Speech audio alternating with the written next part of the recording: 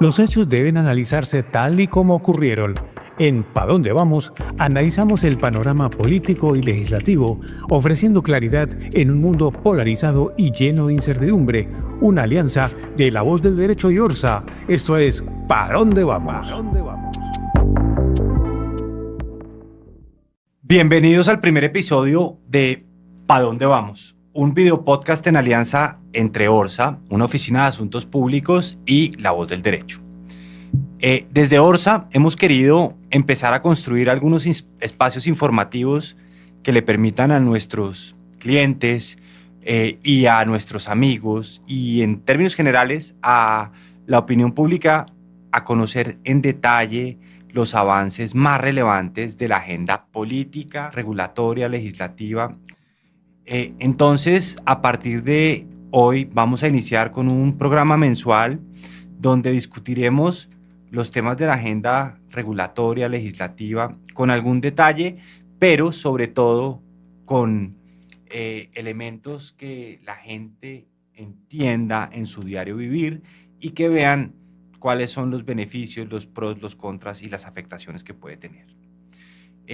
Vamos a estar presentes el día de hoy Gonzalo Araujo, quien les habla, María Jimena Escandón, abogada, laboralista de la Universidad Javeriana, y Juliana Ocampo, abogada también de la Universidad de los Andes, los tres socios fundadores de Orsa Relacionamiento Estratégico, para hablar de distintos temas que nos afectan y que son relevantes en la agenda pública nacional. Como ustedes deben saber, quienes nos oyen en este primer episodio, hay varias reformas en ciernes en el Congreso de la República presentadas por el Gobierno Nacional, todas de la mayor relevancia. Está la reforma política, la ley de financiamiento o reforma tributaria, una reforma laboral que ya va avanzada en el Congreso de la República, que está pendiente de su tercer debate, una reforma política que busca permitirle a los jugadores en el Congreso acomodar las fuerzas, la reforma del Sistema General de Participación, en fin, no puede estar más nutrida la agenda legislativa en el Congreso de la República y los temas regulatorios.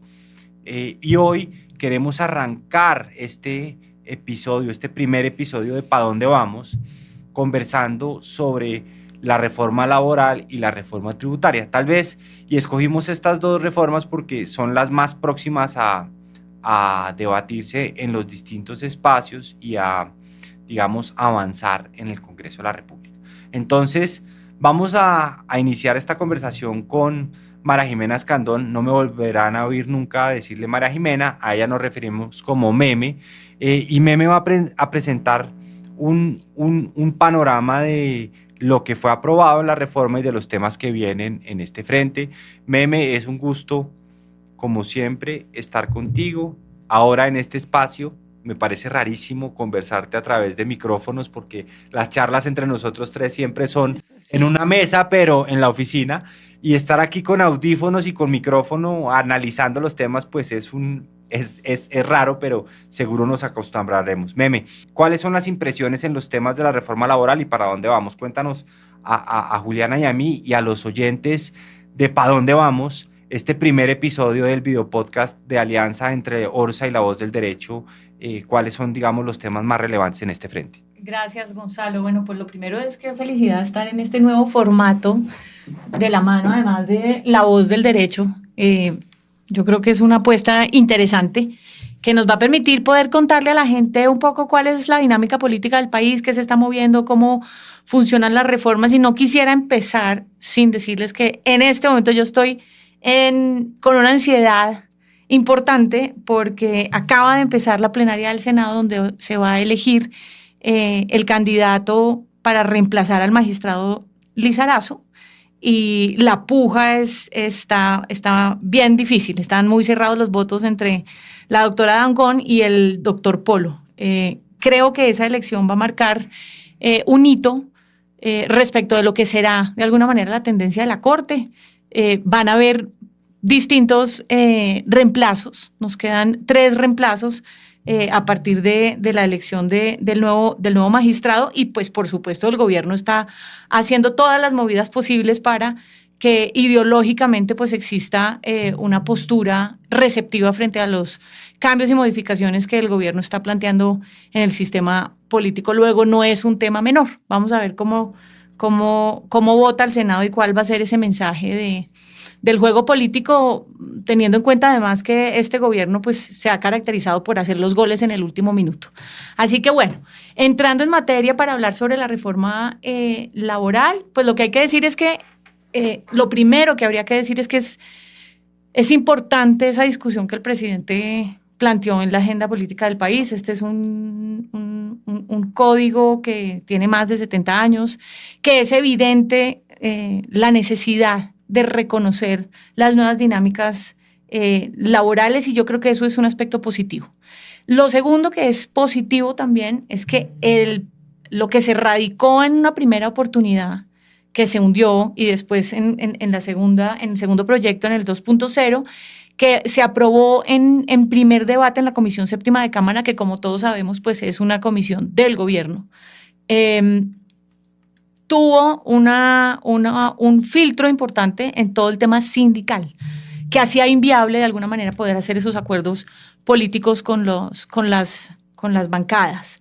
El documento actual es un documento mejor, si se quiere, precisamente porque perdió de alguna manera un poco el tono de agresividad, porque de alguna manera, y repito la palabra, el discurso que se ha sentado en este tema de las relaciones laborales entre empleadores y trabajadores es una lucha de clases.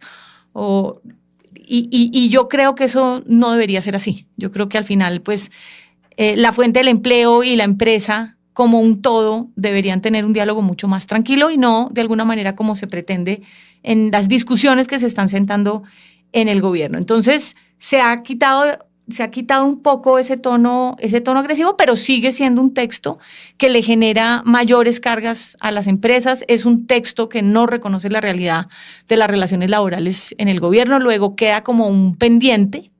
Hay un logro importante que es el tema de las plataformas digitales, en donde pues se permite el reconocimiento de estos trabajadores, que son alrededor de 120,000, el ingreso al sistema de la seguridad social, en tanto y en cuanto se les permite el aporte, una parte por parte de los contratantes, que son las plataformas, y una parte menor por parte de los trabajadores independientes.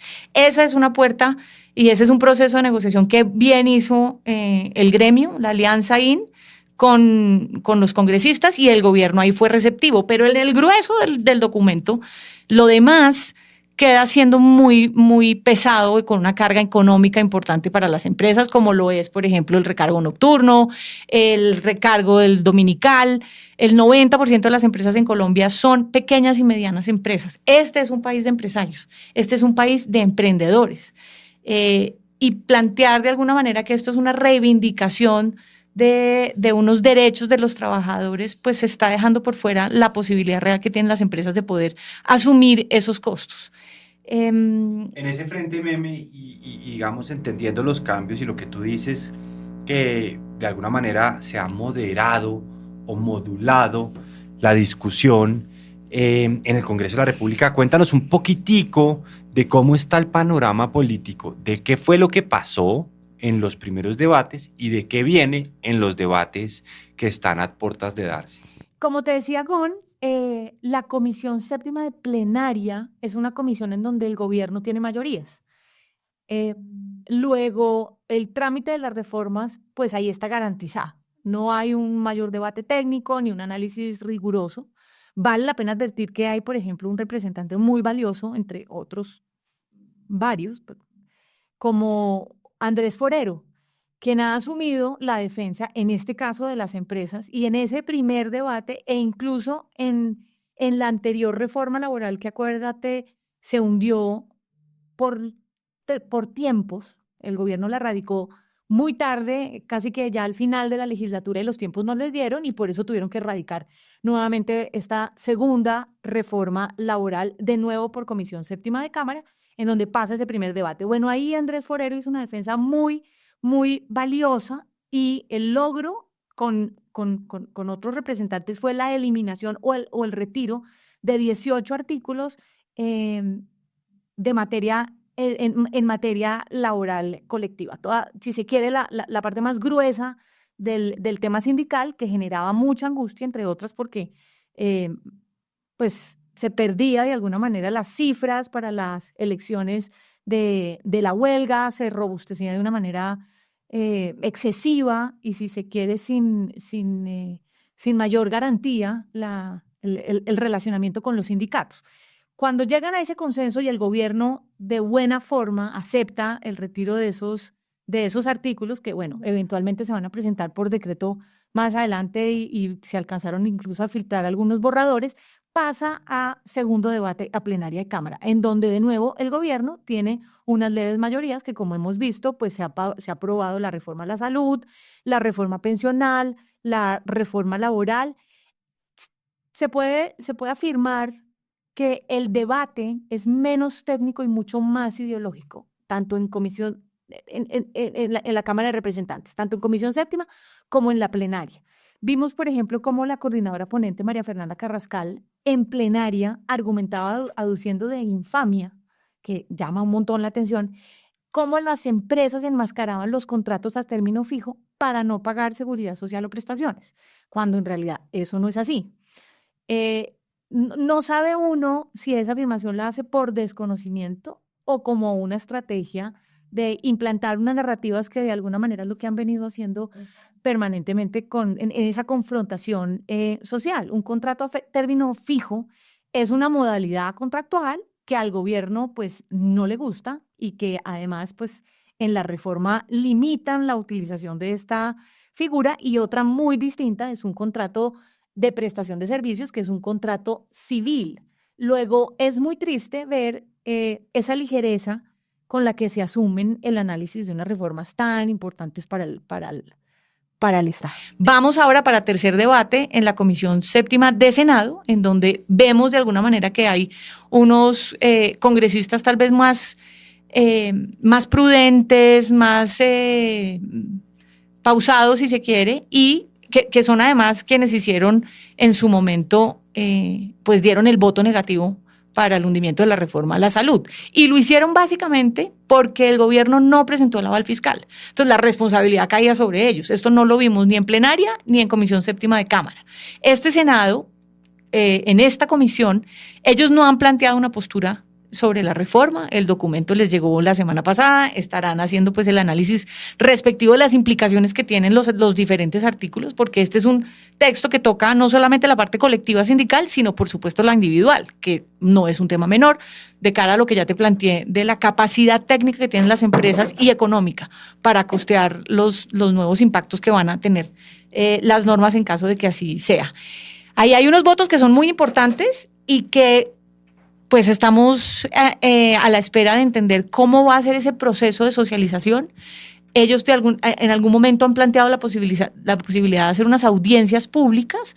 Ya llegó diciembre, y lo que el gobierno está esperando es que se surta ese tercer debate de aquí a que se termine el periodo, para que en el primer semestre del 2025, la última parte de la tercera legislatura, logren aprobar la reforma. Las cuentas están un poquito apretadas, porque las reformas y la agenda legislativa está congestionada, como ha sido de alguna manera la característica de este gobierno. Hay mucho debate, no llegan a los votos muy al final, y eso ha hecho que todas las reformas que el gobierno ha presentado pues tengan un mayor plazo o tomen un mayor tiempo en ese proceso deliberativo, y esta reforma laboral, esta segunda reforma laboral, no va a ser la excepción. Habrá que ver si alcanzan a hacer esas audiencias públicas, que sería lógico que se hicieran a nivel nacional, y si alcanzan a votarla o no. Yo creo que esa reforma, si la comisión toma la decisión de votarla antes de diciembre, es factible que pase con algunas modificaciones, pero yo no siento que tengan intención de de hundirla. Habrá que ver porque Cepeda ya dijo que Sonar, iba a nuestra herramienta de seguimiento legislativo, le da 79% de probabilidad a la aprobación de ese proyecto de ley en Comisión Séptima de Senado. Meme, Y ahí solo hago un comentario, Gonzalo. Yo creo que lo que estaba diciendo Meme es cierto, mejor dicho, va a demostrar un poquito lo que voy a hablar ahorita más adelante, lo congestionada que está la agenda para terminar el periodo de aquí al 16 de diciembre. Y vamos a ver qué pasa, porque el 16 es creo que un domingo, sería como hasta el... Si se van a extras, ¿no? Seguro eso no sí. lo sé.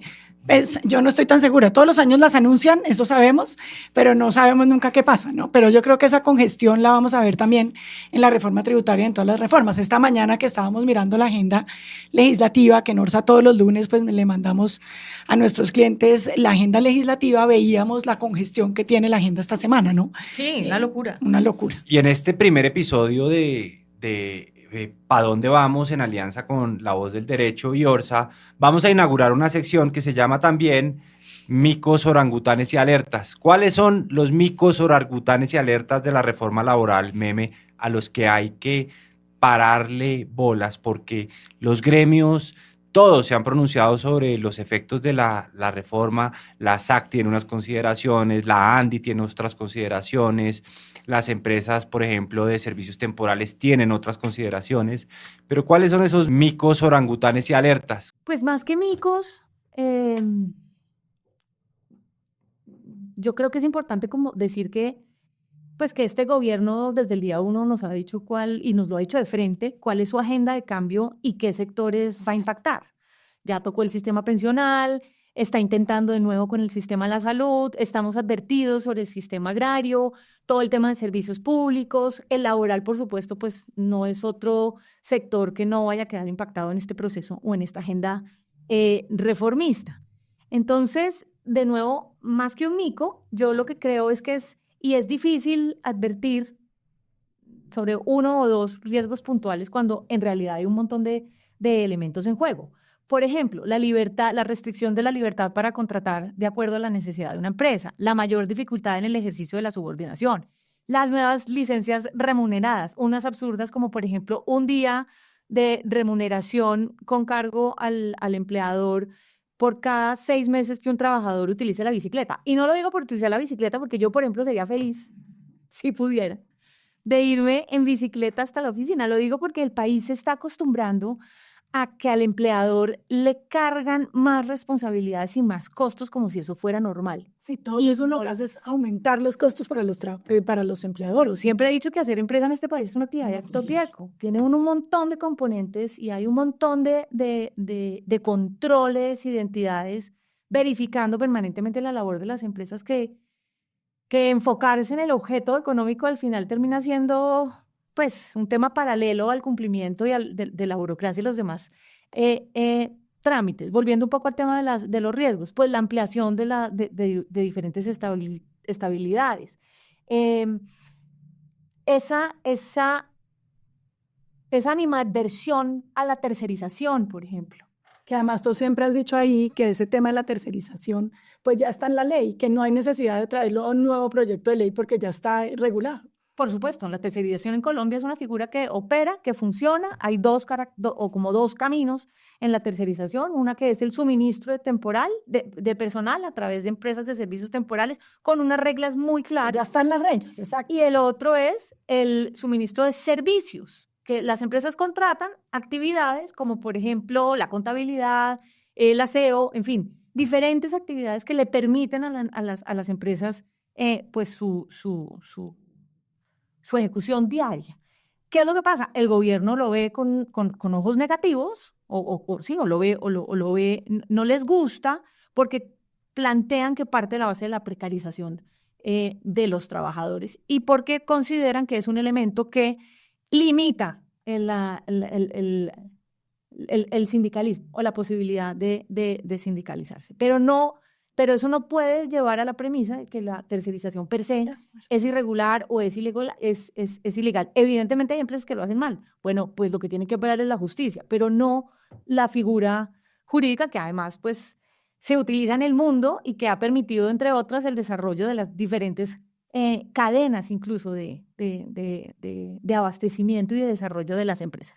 Y por último, pues la Laboralización del contrato de aprendizaje. y hay un artículo que a mí me genera un poco de angustia, que es el artículo 62 de la reforma, que trata sobre las garantías que deben existir para el derecho de asociación sindical, en donde pues plantea unas premisas como acceso y facilidades para la comunicación con los trabajadores, protección contra actos de discriminación, en donde no hay como una certeza y como una hoja de ruta para entender hacia dónde va. Luego creo que eso lo que genera es mayor ruido en ese diálogo entre empleadores y trabajadores, acceso a la información de temas de la empresa. Entonces, creo que es un artículo que va a generar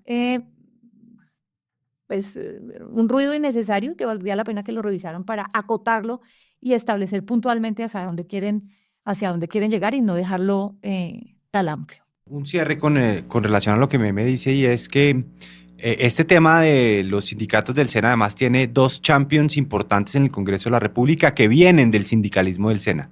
Alfredo Mondragón, que hace parte de la Comisión Séptima de Cámara de Representantes, y Wilson Arias, quien se hace elegir con los votos del SENA del Valle del Cauca históricamente, que están impulsando esta discusión política al interior de la reforma laboral. Vamos a conversar ahora con Juli o Juliano Campo para hablar de la reforma tributaria.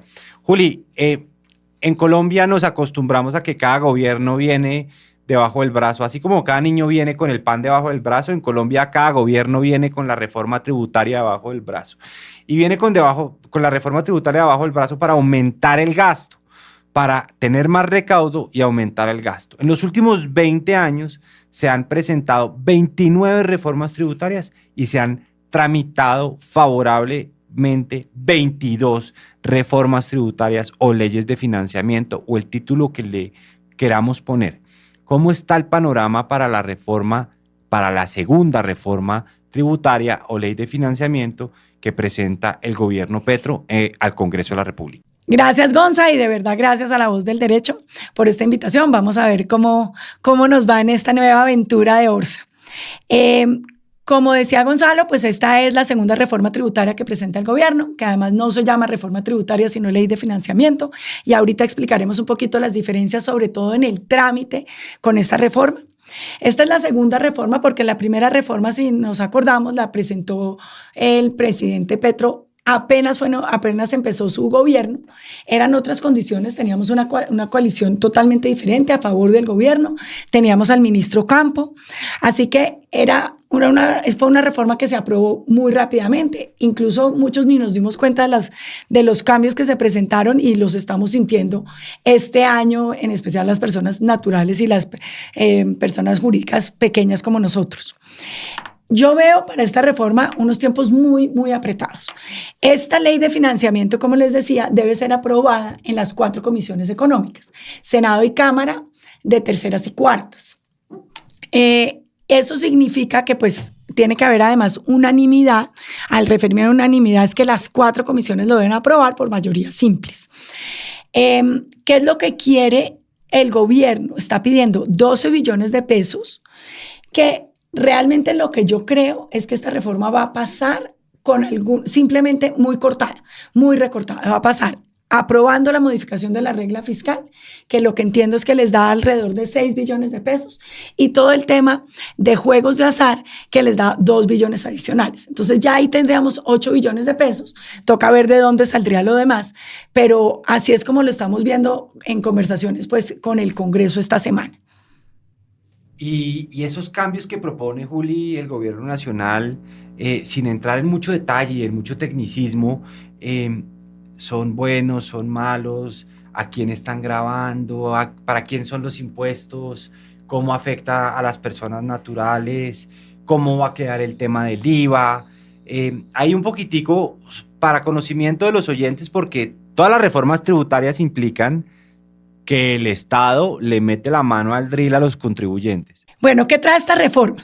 En términos generales, pues lo más importante, digamos, que ha anunciado el gobierno es la disminución de la tarifa de renta para personas jurídicas, que es, digamos, su gran gancho para aprobación. Lo que pasa es que, como decía ahora, pues necesita 12 billones y si disminuye la renta y no logra nada más, pues ¿cómo lo hace? Entonces no lo veo tan fácil.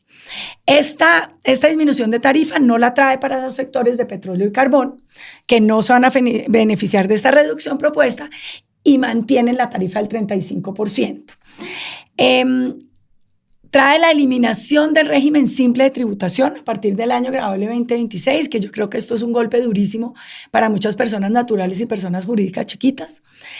Hace un incremento del impuesto de ganancias ocasionales del 15 al 20%, pero como decía ahora, en cuanto a lotería, rifas, apuestas y similares, la tarifa aumentaría al 20%. Del 20%, perdón, al 25%. Hoy está al 20%. Entonces ahí pues eran los 2 billones de los que hablábamos que es posible que pueda conseguir el gobierno. Hay una ampliación de la base gravable del impuesto al patrimonio y un aumento de tarifas hasta el 2%. En el IVA que preguntabas, el incremento de tarifas es para vehículos híbridos y juegos de azar nuevamente, y hay unas exenciones para proyectos de energía renovable y y servicios hoteleros en áreas rurales, que la verdad es lo único que trae en tema de turismo, que supuestamente es la gran bandera del gobierno, y pues solamente trae esto de servicios hoteleros en áreas rurales. También pues hay una introducción de algunos incentivos fiscales como los títulos de tax equity y deducciones ampliadas para compras electrónicas. Y el tema que preguntabas de micos y orangutanes sobre todo esto, pues yo creo que está en dos cosas grandes. Como hablábamos ahorita, deja por fuera el sector de petróleo y carbón para la disminución de la tarifa y pues aquí, vamos, si bien debemos tener nuestra economía debe tener una construcción para una transición energética, debemos asegurarnos de que haya una gradualidad, porque es que esto es clave para no sofocar el crecimiento económico en este momento en el país, que es un momento delicado. Y yo creo que eso no lo están teniendo en cuenta, se pretende hacer de un día para otro y eso es imposible. Y lo otro es el aumento en la tarifa del impuesto al carbono, que es significativo. Es que pasa de 20.500 a 75.000 por tonelada de CO2 emitida. Y además hace un cambio en la destinación de los recursos, donde anteriormente pues iban para temas de medio ambiente y ahorita simplemente van para el presupuesto general de la nación. Y pues yo me pregunto si pues esto realmente lo quieren para un tema ambiental o simplemente lo que necesitamos es más recursos y veamos de dónde se tomen. Y a esta reforma ¿No? también le vienen dando palo desde distintos frentes, Juli, y pues se ha marcado una importante oposición al trámite legislativo de la reforma en cabeza del presidente del Senado, que ha sido pues uno de los líderes más importantes del Partido Conservador, no conversador, sino conservador.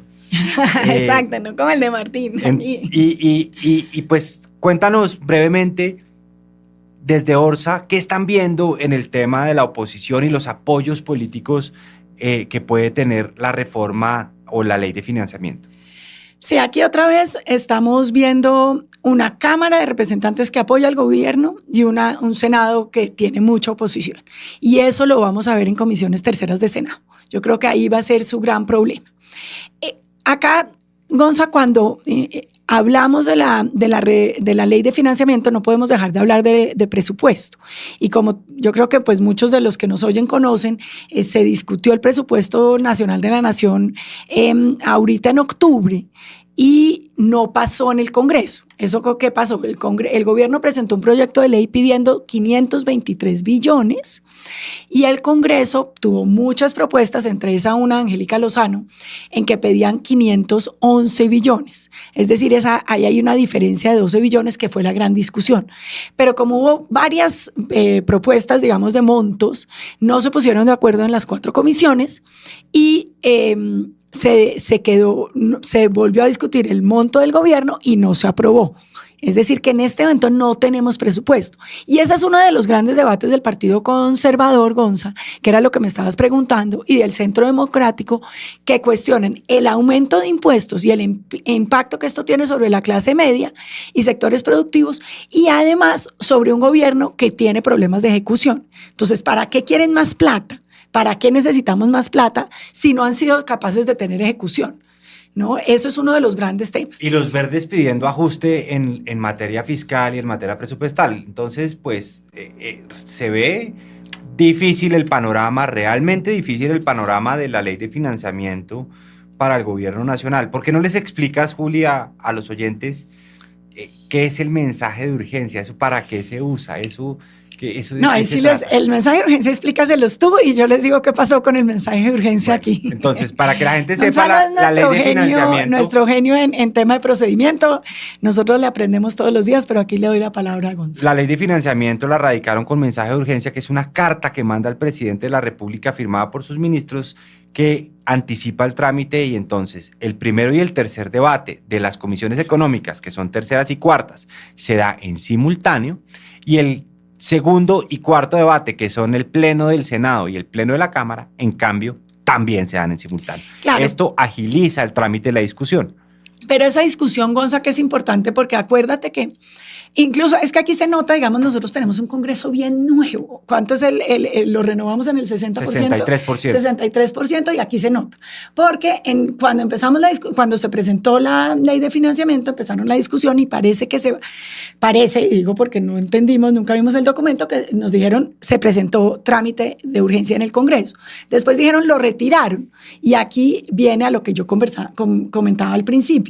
Esta no es una reforma tributaria.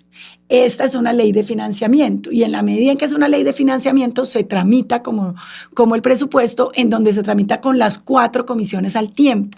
Entonces ese trámite de urgencia no viene, no hay necesidad de tenerlo, van por las 4 comisiones y tiene que, igual que en el presupuesto, haber unanimidad en la discusión en las 4 comisiones. Entonces se tramita al tiempo en las 2 comisiones de Cámara, en las 2 comisiones de Senado, de terceras y cuartas. Pues ha sido realmente agradable conversar con ustedes vía micrófono y audífonos en una cabina de sonido. Yo nerviosa. No, esto ha sido un ejercicio tremendamente simpático, alentador para nosotros, que estamos todo el tiempo discutiendo con el equipo de Orsa los distintos temas que trae la agenda nacional para, pues, dar las mejores recomendaciones a nuestros clientes y amigos en los distintos frentes. Creo que podemos dejar 2 conclusiones en cada lado. En el tema laboral, Meme, ojo con los temas asociados a los sindicatos y al SENA. Y en los temas de la reforma y la ley de financiamiento, ojo con el trámite, lo apretado a la agenda, y el impuesto al carbono y la regla fiscal. Esos son como los alertas que tenemos que mirar. Creo que me faltó comentar, Gonza, que esta semana están, digamos, el trámite, si yo bien digo, no hay todavía una ponencia. Esta semana se citó a las comisiones mañana un desayuno, mañana una reunión en el Ministerio de Hacienda, y se empezaron unas discusiones, digamos, el Congreso citó unas discusiones regionales sobre la reforma de ley de financiamiento. Eso lo que hace es que se demore aún más todo este trámite, pero complementando lo que dices, que creo que nos ha faltado comentarlo. Y a los primeros oyentes de este primer episodio de este video podcast, pues los invitamos a que estén pendientes, nos oigan, nos vean, nos comenten, nos busquen en redes sociales, busquen nuestra página de internet www.orsa.com.co, nos busquen en Instagram, donde colgamos nuestros informes, la información, nos busquen en LinkedIn, que también estamos, y oigan este podcast y lo compartan, y de cada una con un cierre de invitación a los próximos episodios, Meme y Juliana, para invitar a la gente a que nos oiga.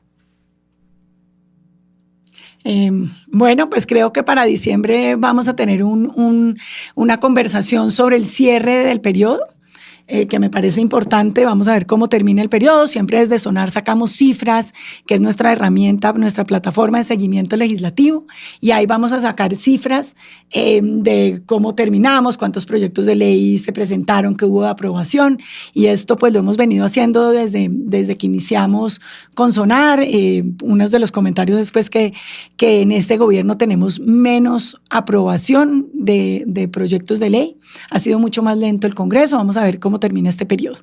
Entonces, nada, bienvenidos a todos a oírnos y yo no quiero llamarlo podcast porque la idea es simplemente una conversación aquí en La Voz del Derecho, que les agradecemos mucho la invitación.